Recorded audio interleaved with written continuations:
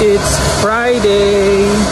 Kagaling ko lang sa aming health center para kumuha ng gamot pampababa ng cholesterol. Free lang naman yun.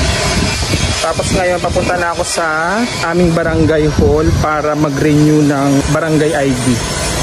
Expired na kasi last February. Ito yung bagong barangay hall namin. Few moments later.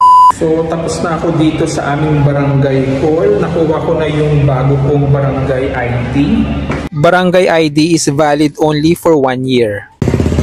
So ngayon naman, punta naman tayo ng Taguig City Hall para kumuha ng postal ID. At nakarating na nga ako sa munisipyo ng Taguig. Sa labas ng City Hall ng Taguig sa bandang kaliwa ay matatagpuan ang PhilPost kung saan tayo kukuha ng postal ID. Gaya nga na nakasulat dito, postal ID is back.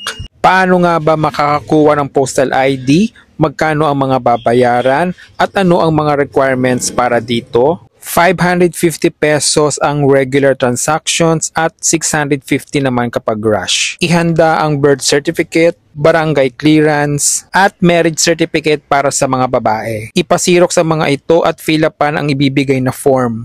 So pagkatapos ko fill upan yung form, ibinigay ko na doon sa my counter. Then pinili ko lang yung regular which is 550 pesos. Maghihintay lang daw ako ng 1 month. Pag rush is 650 pesos for 3 days. Pipick upin mo dito. So ngayon naghihintay na ako dito para mag-itik yung picture ko naman. A few moments later. Kukunan kanila ng pictures at biometrics. Bali fingerprints lang naman yon. Tapos na ako sa City Hall ng Taguig. Bali, i-deliver na lang yung postal ID ko after 1 month sa bahay namin. Kinuha ko lang yung regular kasi hindi ko naman sa kailangan. Gusto ko lang magkaroon ng ID.